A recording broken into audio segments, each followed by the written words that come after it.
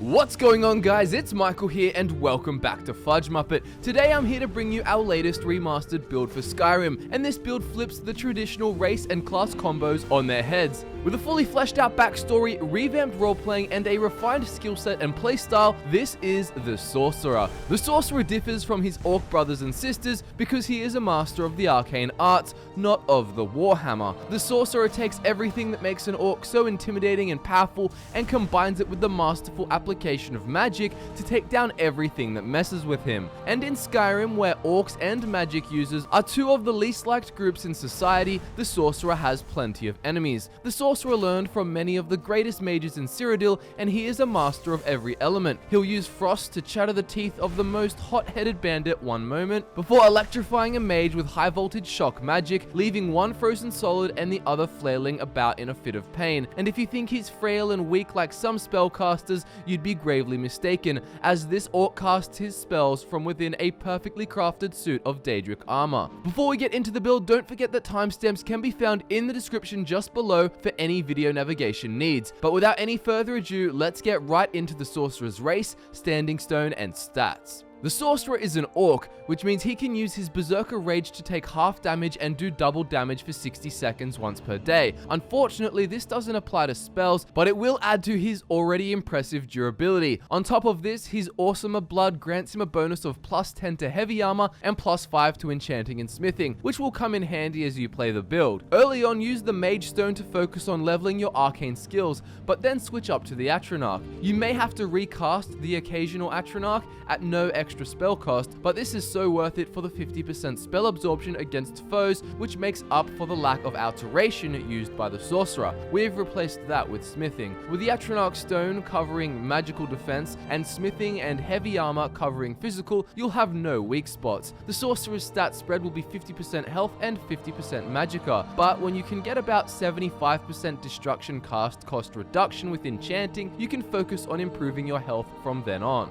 The Sorcerer, like many children born outside the main cities of Cyrodiil, was born into poverty by unsuspecting and largely unprepared parents. While there was no confirmation of this was the conclusion drawn by Bremen and his mage companions heading back to Cheydinhal after a meeting in the Imperial City. They had stopped to find the screaming baby nestled in a shrub on the side of the road. By Bremen's observation, it seemed as though the child had been abandoned mere hours prior. The mages came together and decided that this was not a problem for the College of Whispers. What Orc savages in the wild did with their offspring was of concern for people beneath them. Bremen, a short, balding Imperial, was the smallest of these mages, and the others were hardly tall. Men who dedicated themselves to scholarship, leaving physicality behind, rarely were. Despite being the smallest, Bremen was the most influential. He figured this was a damn good thing, considering that he was the only one with any modesty or empathy. Bremen vouched for the Orc babe, declaring that it would be an interesting experiment and a potential feat were the College of Whispers able to turn an Orc savage into a learned mage. Reluctantly, the others agreed, and Bremen took the surprisingly heavy Sorcerer into his arms and began walking back to Cheydinhal. This act of charity was quite a shock to the other members of the College of Whispers. The institution was considered a legitimate splinter faction of the Mages Guild in Cyrodiil. They had an impressive history dealing with the undead army of Umbriel over a century prior in the same city, and since then the institution has been secretive with its practices. Rumor has it that they aren't afraid to study even the most awful of the arcane arts, and that willingness came at a cost. Members had to be trusted to guard the institution's secrets. Were a mage to break this trust, the gods only know what would be in store for them. As you might have guessed then, the mages of the college looked as though they'd been slapped when they watched Bremen enter the main hall with a barbarian's offspring in his arms. The baby screamed the whole time in a tone that could scare off a pack of wolves. As the Sorcerer grew up, he was trained to be respectful, obedient, and above all careful not to let any of his innate brutality come to the surface in the presence of the other civilized mages. By the time he was 14, the Sorcerer was a foot taller than most of the men in the College of Whispers, and while this was only one of their main reasons, they all disliked the Orc. With the exception of Bremen and his closest friends, the other mages watched him vigilantly as he passed them in the halls, and no one dared to be seen breaking bread with him. Even though he showed none of the characteristics that made Orcs hard to trust, except for the physical appearance, the Sorcerer found himself living under the same skin-deep prejudices as every other Orc across the continent. As he became more intelligent, he found this increasingly humorous, but he didn't stoop to their level, both figuratively and literally. The sorcerer simply kept to himself, being a model student. He had a natural gift for crafting and enchanting. He eventually became one of the best enchanters in the college, and he was hard to ignore after that. Many of the mages who had once leered at him through squinted eyes now came to him with daggers and staves in need of augmentation. The sorcerer helped them all, and in return, many would show their gratitude by tutoring him in the other schools of magic. Many of them counseled him against the use of heavy armor, but this was a piece of advice that the sorcerer disagreed with. He was a large target, and he could easily handle plates of steel with his natural bulk, and on top of that, his enchanting talent meant he could, in theory, learn to improve his magicka without the need for frail mage robes. The sorcerer's surprising talents and knack for lateral thinking fascinated Bremen, in the way a proud father would. The sorcerer's commitment to the institution, combined with his obedience and utility, soon brought the entire college onto his side. Many of the mages now invited him to feast with them at supper, to share knowledge and perspectives, and he sometimes accepted, but most of the time he ate with his father, Bremen. They were a comical duo, the aging 5-foot-tall Imperial and the towering sorcerer. The sorcerer eventually became curious about his heritage. He had learned a great deal about the world at the college, but he knew little of the Ozma. He asked Bremen about them, and Bremen was honest, telling the sorcerer of their harsh ways, but also of their power and their struggles with discrimination and segregation. He spent the rest of that night in the library, reading of their history and the land of Orsinium. He read about their strongholds and their societal structure, and he learned that there were many strongholds in the province just to the north. In seek of a new challenge and the kind of wisdom that couldn't be gained from reading books in isolation and safety, the sorcerer bid farewell to his family and left Shaden Hall for Skyrim. When he encountered a skirmish at the border, he experienced firsthand just how willingly men would assume an orc was somehow guilty of some crime, and he was taken captive and carted off to Helgen.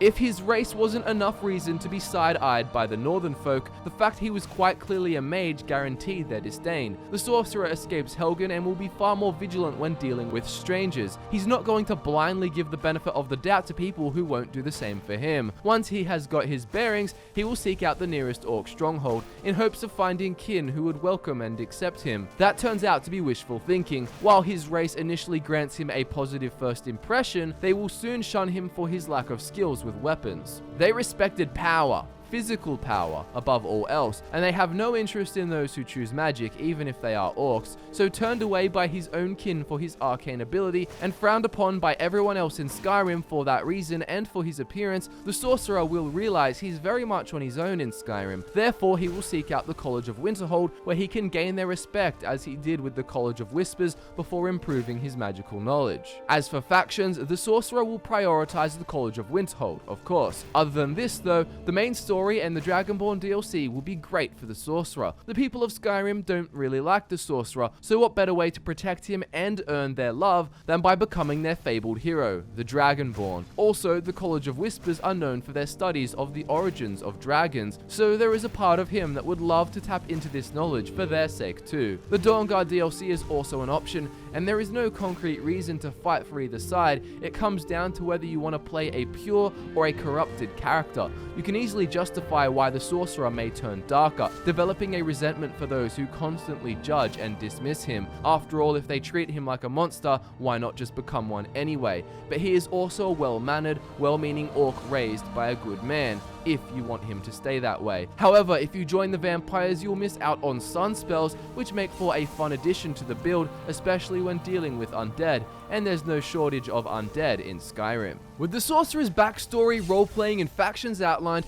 let's now get into what skills, spells, and perks to take, as well as how his overall playstyle will look in the final stages of the build. The main skills for this build will be Conjuration, Destruction, Restoration, Heavy Armor, Smithing, and Enchanting. If you've played the original version of this build, you'll know we've added Restoration and Smithing and removed Alteration. Before we look at the specific perks to grab from each of the corresponding skill trees, make sure you have the following spells in your arsenal. From Conjuration, you'll want the 3 elemental Atronachs, Conjure Flame, Shock, and Frost Atronach. Then from Destruction, get all of the highest damage spells from the respective elements. There's no limit to what you can use here, just prioritize the most effective ones. They can even include wall and area damage spells for situations where they may be better. The only thing to remember is to avoid the master level spells, we won't be needing them. From Restoration, take all healing spells and get the sun spells too. Close Wounds is usually the best self-healing option from from the Restoration School, but with that said, these are the Sorcerer's essential perks. Starting things off, we have Conjuration,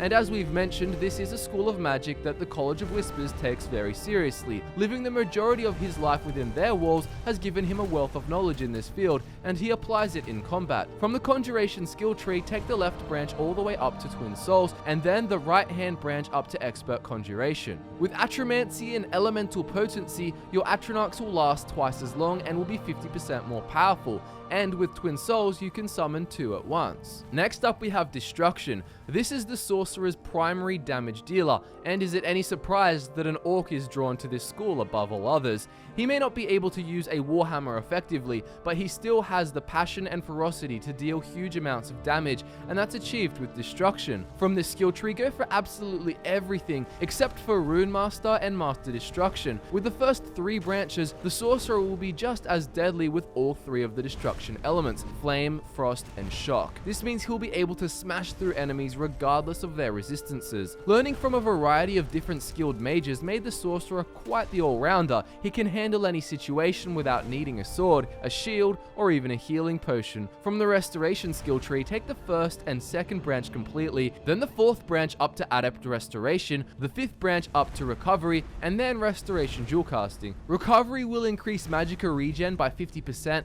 and this will actually counter the negatives of the Atronach Stone. The Sorcerer lived among robed mages, and they gave him plenty of advice, telling him not to wear heavy armor, but despite all of this, the Sorcerer insists on wearing it, and his innate physicality makes it work. From the heavy armor skill tree, we suggest going for everything. Conditioning makes your heavy armor weightless and prevents it from slowing you down, while matching set rewards your full set of armor by giving you a 25% armor bonus. Heavy armor wouldn't necessarily be the best choice for a mage if he wasn't capable of crafting the very best armor with all of the characteristics and augmentations required to greatly benefit a spellcaster. Thankfully, the Sorcerer's natural ability took the College of Whispers by surprise and landed him the respect of some of the continent's greatest mages. With smithing and enchanting, the Sorcerer can make a standard set of Daedric armor, perfect for spellcasting. From the smithing skill tree, take Arcane Blacksmith and then the right hand branch around to Daedric smithing, and then from enchanting, go for the middle branch up to extra effect. And so we have the skills, the corresponding perks, and all of the spells you'll need.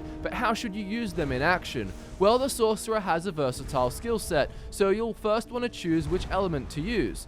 If you're fighting a troll, you can't go wrong with fire. If you're up against mages and want to drain their magicka, shock magic is perfect. Or if you're up against melee enemies, frost will drain stamina and slow them down. Once you've decided on an element, dual cast your Atronachs and switch to spells of that element. In other words, your Atronachs and your destruction spells should all be of the same element, unless you're fighting a variety of different enemy types. As you play, you can switch out to healing spells if you happen to find yourself in a tight spot, but thanks to smithing and the Atronach Stone, you'll be quite the tank to begin with. Also, even though it won't benefit your damage, you can switch on Berserker Rage in combat to still take half as much damage. This really helps make the spellcaster even more powerful. As for gear, wear a full set of Daedric armor. In combat, wearing the full set will give you the benefits of the heavy armor perks, which rely on wearing heavy armor in every slot and wearing full matching sets. But when you're out of combat, take off the helmet. Just keep it favorited for easy equipping when you get into a fight. If you're not too concerned about the perks and prefer the aesthetic without the helmet, feel free to leave it off altogether. Also, grab a ring and necklace of your choice. With all of this on, you'll have 100% destruction cast cost reduction as opposed to 75% without the helmet. Enchant for 100% destruction cast cost reduction,